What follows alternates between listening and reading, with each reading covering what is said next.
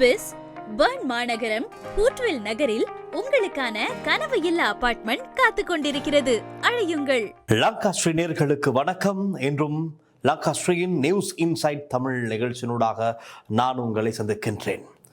எதிர்வரும் 20ஆம் தேதி கொழும்பை ஒரு 2000க்கும் அதிகமான தேரர்கள் முற்றுகையிடப் போவதாக ஒரு தகவல் வெளியாகி இருக்கின்றது. ஏன் எதற்காக என்று பார்த்தால் நிறைய விஷயங்கள் சொல்லலாம். அவை நான் மேலோட்டமாக அந்த விஷயத்தை நான் இப்பொழுது சொல்ல தயாராக இருக்கின்றேன். குறிப்பாக எங்களுக்கு தெரியும், அண்மை காலப்பகுதியில் இந்த அரசாங்கத்திற்கு எதிராக சொல்லப்படுகின்ற ஒரு பாரிய விமர்சனம் என்னவென்றால், இலங்கையில் இந்த அரசாங்கம் பௌத்தர்களை அவமரியாதை செய்கின்றது, பௌத்த தேரர்களை சிறையில் அடைத்து அவமரியாதை செய்கின்றது, பௌத்தத்திற்கு எதிராகத்தான் எல்லா சட்ட நடவடிக்கைகளையும் எடுக்கின்றது, ஏனைய மதங்களுக்கு எதிராக அவர்கள் எந்த பிழை செய்தாலும் எந்த விதமான சட்ட நடவடிக்கையும் எடுக்கப்படுவதில்லை. பௌத்த தேரர்கள், அதாவது தேரர்களுடைய காவி உடையை கண்டாலே இந்த அரசாங்கத்துக்கு அலர்ஜிக், அல்லது தேரர்களுடைய உடையை கண்டாலே இந்த அரசாங்கத்துக்கு ஏதோ குத்துது குடையுது என்று தான் எதிர்த்தரப்பில் இருக்கின்ற எல்லோருமே விமர்சிக்கின்றார்கள். பாராளுமன்றத்தில் கூட இது சம்பந்தமாக வாத விவாதங்கள் கடந்த ஒரு சில வாரங்களாகவே நாங்கள் பார்த்து வருகின்றோம். நடக்கின்ற விஷயங்களும் அதே போலத்தான் இருக்கின்றது. இப்போ திருகோணமலையில் புத்தர் சிலை விவகாரம், அந்த விவகாரத்தோடு சம்பந்தப்பட்ட வழக்கு விசாரணை இன்றும் நீதிமன்றத்தில் எடுத்துக்கொள்ளப்பட்ட நிலையில் தொடர்ந்தும் இந்த கசப்ப தேரர் உட்பட குழுவினர் அவர்கள் தொடர்ந்து 11ஆம் தேதி வரை விளக்கமறியலில் வைக்க நீதிமன்றம் உத்தரவு பிறப்பித்திருக்கின்றது இன்றைய தினம்.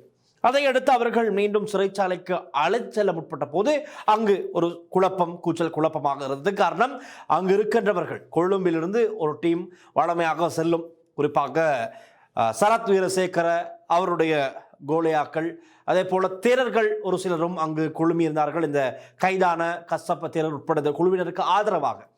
தெரியும், சரத் வீரசேகர தான் இதன் பின்னணியில் பிரபலமாக செயற்பட்டார் என்பது எங்களுக்கு எப்பொழுதோ தெரியும். நாங்களும் அதை ஆதாரங்களோடு வெளிப்படுத்தி இருக்கின்றோம்.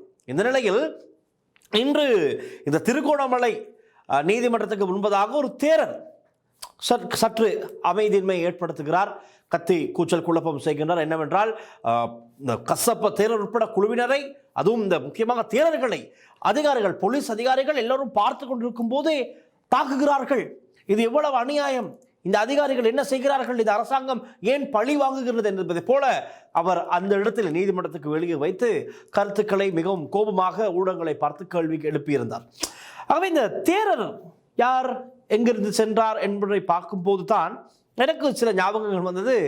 அண்மையில் FCIDக்கு சிராந்தி ராஜபக்சவும் CIDக்கு நாமல் ராஜபக்சவும் வருகின்ற போது நான் கூறினேன், சிராந்தி ராஜபக்ஷ மஹிந்த ராஜபக்ஷவோடு காரில் இருந்து இறங்கும் போது அந்த கார் கதவை திறந்து சிரந்தி மேடம் இறங்க விடுங்கள், சிரந்தி மேடம் இறங்க விடுங்கள், வழிவிடுங்கள் என்று சிரந்தி ராஜபக்சவை இறக்கி பாதுகாப்பாக FCIDக்கு அழைச்சிடன் தேரரும் ஒருவர் முண்டி எடுத்து முயற்சி பண்ணி கொண்டிருந்தார். அதாவது ராஜபக்சர்களுடைய ஆதரவாளர்.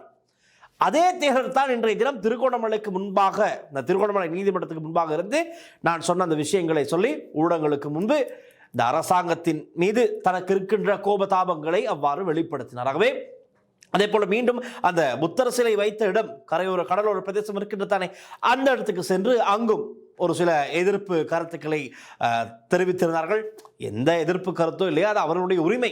அதற்கு இங்கு இந்த நாட்டில் எந்த விதமான தடையும் யாருக்கும் இல்லை. இப்பொழுது நான் இவ்வளவு பேசுகின்றால் இந்த நாட்டில் எனக்கு ஒரு கருத்து சுதந்திரம் இருக்கின்றது, அதை ஆதாரப்பூர்வமாகத்தான் முன்வைக்க வேண்டுமே தவிர போலியாக நானாக நினைத்ததெல்லாம் சொல்லிவிட முடியாது. ஆகவே ஆதாரப்பூர்வமாக தான் நாங்கள் உங்களுக்கு முன்வைத்துக் கொள்கிறோம். இப்பொழுது நீங்கள் அந்த காட்சிகளை பார்க்கிறீர்கள்.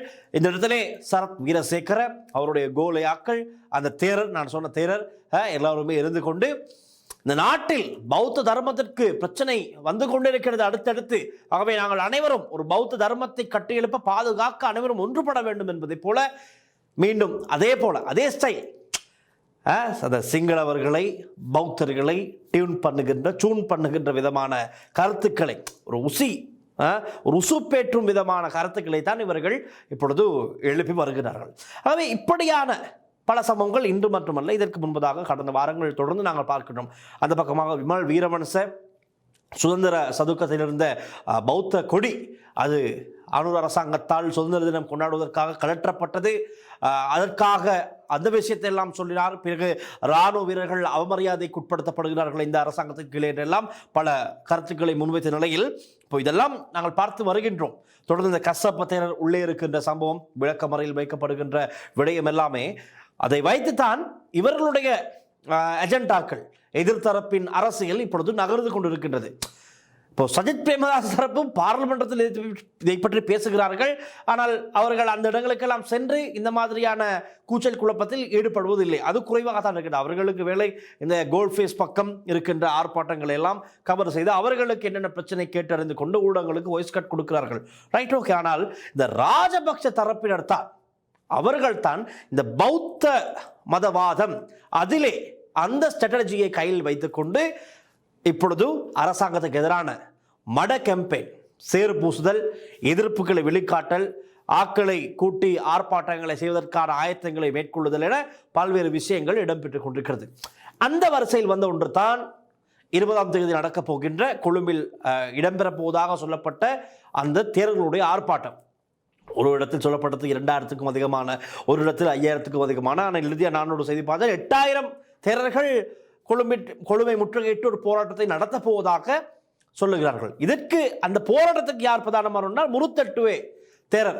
முருத்தட்டுவே தேரர் என்பது யார் என்று தெரியும், நீங்கள் கூகுளிலும் சர்ச் பண்ணலாம்.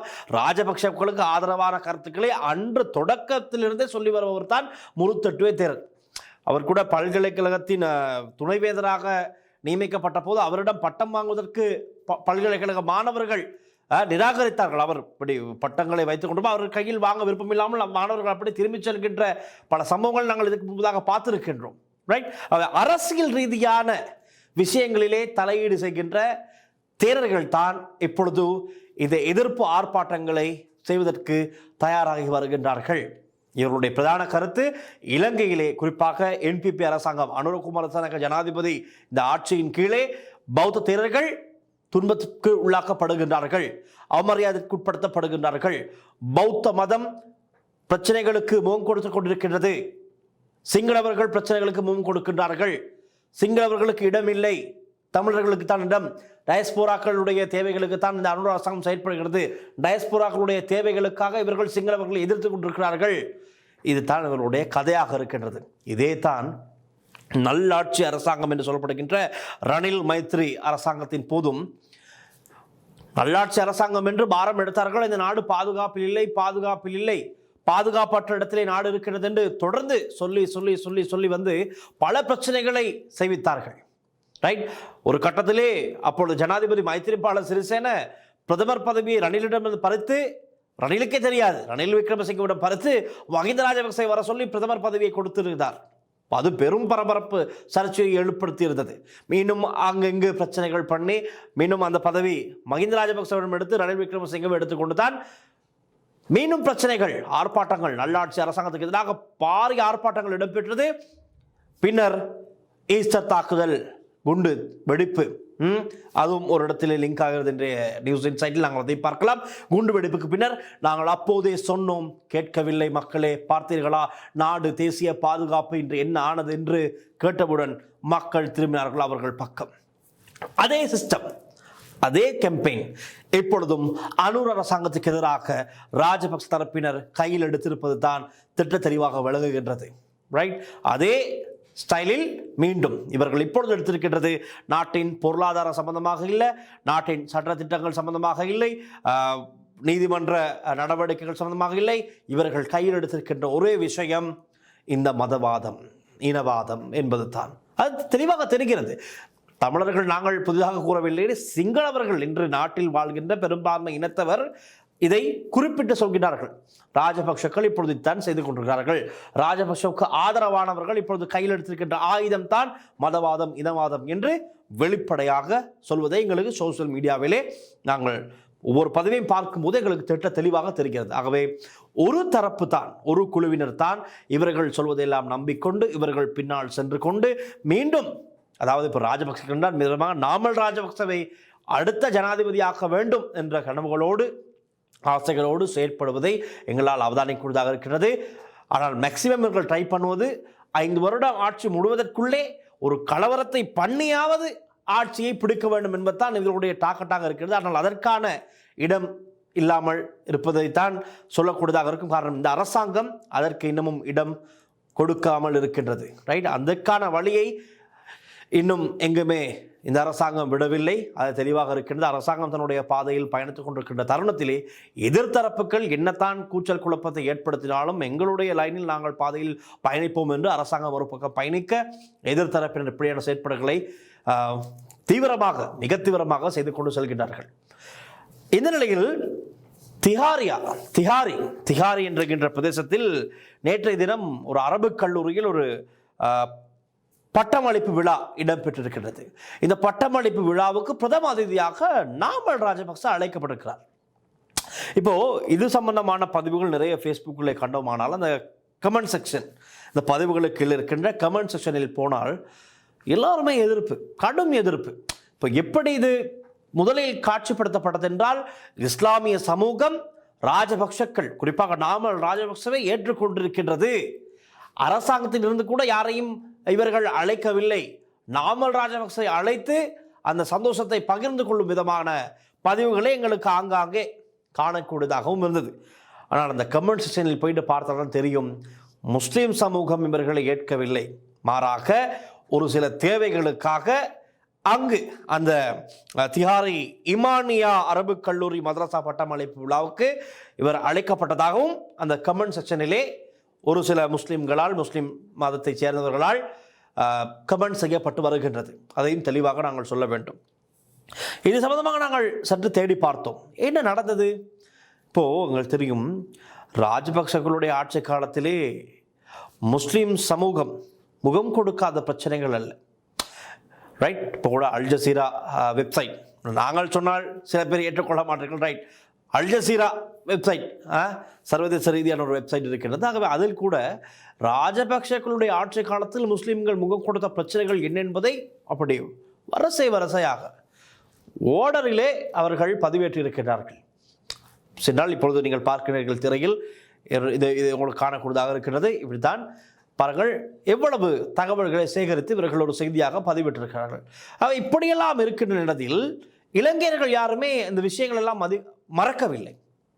ஆனால் குறிப்பாக இந்த தரப்பினர் மறந்து விட்டார்களா என்ற கேள்வி, அதாவது இந்த நாமல் ராஜபக்சவை பிரதம அதிதியாக அழைத்து இந்த நிகழ்வை சிறப்பாக செய்த நிலையில் இவர்கள் மறந்து விட்டார்களா என்ற கேள்வி பலரும் அந்த கமெண்ட்ஸிலே கேட்டிருக்கின்றார்கள். அதுவும் கொரோனா காலத்திலே முஸ்லிம்களுடைய மத நம்பிக்கையில் கை வைத்த ராஜபக்ஷ அரசு, ராஜபக்ஷ ஆட்சி, அப்பொழுது நாமல் ராஜபக்சவும் கேபினட் அமைச்சர், பிரதான அமைச்சர் அப்படி இருந்தவர், அவர்களெல்லாம் யாருமே எதிர்க்கவில்லை. முஸ்லிம்களுடைய சடலங்கள் சாதாரணமாக புதைப்பது தான் வழக்கம், ஆனால் எரிக்கப்பட்டது.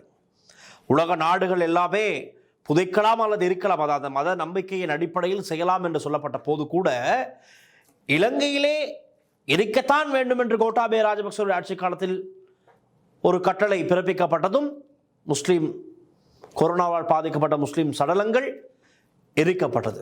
குடும்பத்தினருக்கு முகம் கூட பார்க்க கிடைக்கவில்லை. அப்படியான ஒரு அநியாயங்கள், ஒரு சிறுவனுடைய சடலம் கூட எரிக்கப்பட்டது, 14 வயது. இப்படி பல அநியாயங்கள். அதே போல மலட்டு தன்மை ஏற்படுத்துகின்ற உணவுப் பொருட்களை முஸ்லிம்கள் விநியோகிப்பதாக சொன்னார்கள். திகன கலவரம், அம்பாறையில் கலவரம், கம்பளையில் கலவரம், இப்படி பல முஸ்லிம்களுக்கு எதிரான பல கலவரங்கள் இடம்பெற்றது யாருடைய ஆட்சி காலத்தில். கடைகள் உடைக்கப்பட்டது, வியாபார நிலையங்கள், கடைகள், வீடுகள் எல்லாமே உடைக்கப்பட்டது யாருடைய ஆட்சி காலத்தில். டாக்டர் ஷாஃபி, ஒரு முஸ்லீம் இஸ்லாமிய மதத்தை சேர்ந்தவர், டாக்டர் ஷாஃபி, அவர் திட்டமிட்டு சிங்கள தாய்மார்களுக்கு எதிராக அவர்களுக்கு கட்டாய கருத்தடை செய்திருக்கின்றார். ஒரு சிங்கள எத்தனையோ தாய்மாரை இவர் வதை கொடுத்திருக்கின்றார் என்ற மாதிரியான கதைகள் வந்தது எந்த ஆட்சி காலத்தில். இப்பொழுது பேசுகின்ற விமல் வீரவன்சலாம் அப்பொழுது முன்னணியில் நின்றார்கள் டாக்டர் ஷாஃபிக்கு எதிராக. இஸ்லாமிய சமூகத்துக்கு எதிராக எத்தனையோ கருத்துக்களை இவர்கள் சமூகமயப்படுத்தினார்கள். இப்படி இருக்கிற நிலையில் இன்னும் ஏராளமாக சொல்லலாம். ரைட், திகன கலவரம், இப்படி பல கலவரங்கள் இருக்கின்றது. இதெல்லாம் முஸ்லிம்கள் பாரிய பிரச்சனைகளுக்கு முன் கொடுத்தார்கள். அதே போல ஈஸ்டர் அட்டாக், உயிர்த்த ஞாயிறு தாக்குதல் நடந்து முடிந்து இவர்களுடைய ஆட்சி காலத்தில், ராஜபக்ச ஆட்சி காலத்தில் என்ன நடந்தது? இஸ்லாமியர்களுடைய கலாச்சார ஆடைகள், பெண்கள் அணிகின்ற ஆடைகளுக்கு, புர்கா உட்பட முகத்தை மூடுகின்ற முழுமையான ஆடைகளுக்கு தடை விதித்தார்கள். முஸ்லிம்களுக்கு எதிரான பல பிரச்சனைகள் வெடித்து தாங்காங்கே. ஆகவே இப்படி அடுக்கிக் கொண்டே செல்லலாம். இப்படி இருக்கிற நிலையில் இந்த வரலாற்றை, இந்த நிகழ்ச்சியை ஏற்பாடு செய்தவர்கள் மறந்து விட்டார்களா என்ற கேள்வி இன்று இஸ்லாமிய சமூகத்தின் மத்தியிலே எழுந்திருக்கின்றது. நிறைய பேர் எதிர்ப்பை வெளியிட்ட வண்ணம் இருக்கிறார்கள் இவர்களுடைய செயற்பாட்டுக்கு. ஆகவே இது அரபு கல்லூரி, இந்த திஹாரி இமானியா அரபு கல்லூரியின் உயர்மட்ட பீடம் எதற்காக இவரை அழைத்தார்கள் என்பது குறித்து இன்னும் ஒரு தெளிவு வழங்கவில்லை. இருப்பினும் சமூகம் இந்த நிகழ்வை எப்படி பார்க்கின்றது என்பதைத்தான் நாங்கள் இந்த இடத்திலே கூறியிருக்கின்றோம். ரைட், நாங்களாக எந்த விதமான கருத்துக்களை முன்வைக்கவில்லை. இது ஒரு முஸ்லீம், அதாவது திகாரி ஈமானிய அரபு கல்லூரி மதரசா பட்டமளிப்பு விழா, 85 மௌலவிமாருக்கான 4வது பட்டமளிப்பு விழாவின் தான் இது நடந்திருக்கிறது. இதற்கு விசேட விருந்தினராக நாமல் ராஜபக்ச அழைக்கப்படுகிறார்.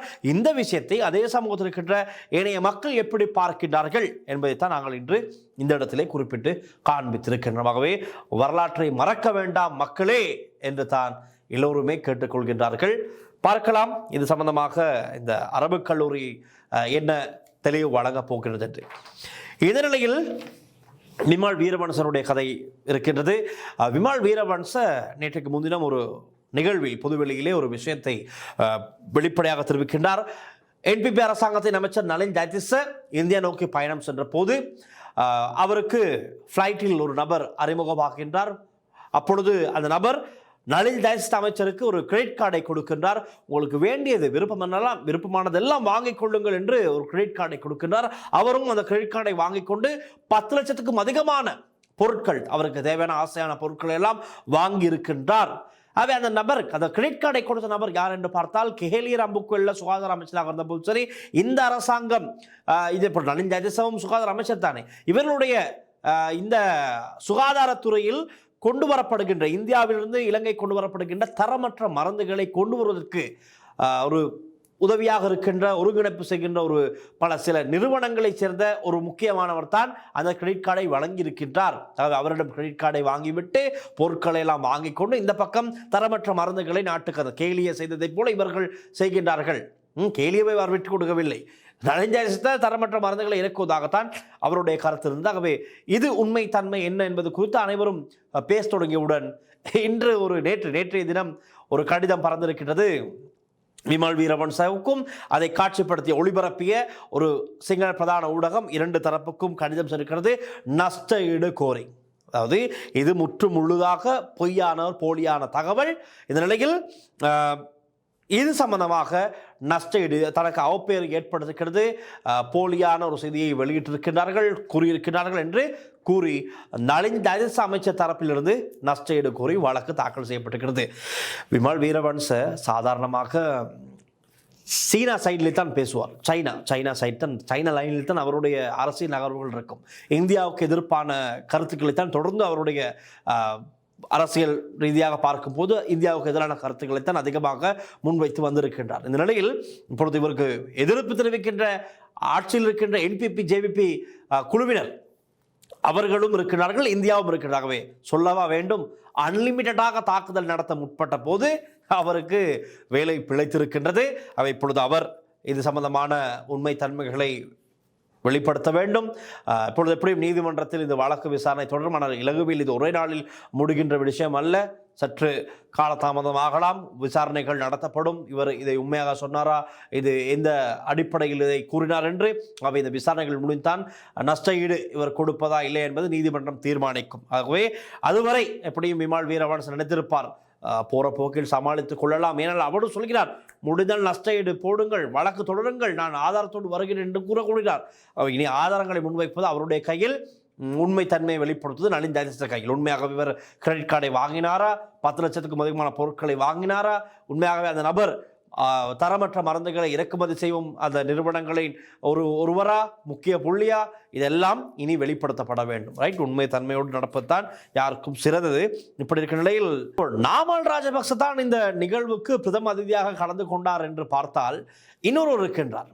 நான் கடந்த இறுதியாக செய்த நியூஸ் இன்சைட் தமிழ் நிகழ்ச்சியில் கூட ஒரு சம்பந்தமாக பேசியிருந்தோம். பார்லிமெண்ட் உறுப்பினர் முஜிபுர் ரஹ்மான் அவர் இந்த ஈஸ்டர் தாக்குதல் விசாரணைகள் ஏன் இவ்வளவு விரைவாக இடம்பெறுகின்றது, எங்களுக்கு சந்தேகம் ஏற்படுகின்றது, ஒவ்வொரு நாளும் நீங்கள் ஏன் விசாரிக்கின்றீர்கள், சட்டதானிகள் வரமாட்டார்கள் என்று கூறிய முஜிபுர் ரஹ்மான் நேற்றைய தினம் அவரும் ஒரு விசேட அதிதியாக கலந்து கொண்டிருக்கின்றார். நாமல் ராஜபக்ச ஒரு பக்கம், அவருக்கு அருகில் இன்னொருவர், அவருக்கு பக்கத்தில் முஜிபுர் ரஹ்மான் பார்லிமெண்ட் உறுப்பினர், அவரும் அது விசேட அதிதியாக அந்த நிகழ்ச்சியில் கலந்து கொண்டிருக்கின்றார். ஆகவே இது என்ன விதமான அரசியல் என்று கூட பலரால் கேட்கப்படுகிறது. முஜிபுர் ரஹ்மானும் இருக்கின்றார், நாமல் ராஜபக்சவும் இருக்கின்றார்கள், இன்னும் சிலரை அழைத்ததாக ஒரு தகவலும் இருக்கின்றது. இதற்குத்தான் பலரும் பலவிதமான எதிர்ப்புகளை வெளிப்படுத்தி வருகின்றார்கள். அவைத்தான் இன்றைய நியூஸ் இன்சைட் தமிழ் நிகழ்ச்சியில் நாங்கள் பார்த்த மிக முக்கியமான விடயங்களாக இருக்கின்றது. நாளையும் இன்னும் பல புதிய தகவல்களுடன் சந்திக்கலாம். தொடர்ந்தும் லங்கா ஸ்ரீயுடன் நிதர்கள் ஒளிப்பதிவாளர் லிசி ஹரனுடன் நான் டில்ஷான் வின்சன். நன்றி, வணக்கம்.